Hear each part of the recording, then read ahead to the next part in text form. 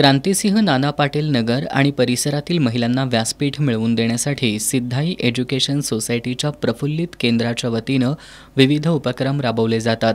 याचाच भाग म्हणून केंद्राच्या वतीनं महिलांच्या पुढाकारातून शिवजयंती उत्सव साजरा करण्यात आला। प्रफुल्लित केंद्राच्या रणरागिणींनी पन्हाळा ते कोल्हापूर लेझिम खेळत शिवज्योत आणली। कोल्हापूरच्या इतिहासात पहिल्यांदाच महिलांनी साजऱ्या केलेल्या शिवजयंती उत्सवाचं सर्वत्र कौतुक होतंय। क्रांतिसिंह नाना पाटील नगरमधून महिलांच्या सहभागातून रॅली काढण्यात आली।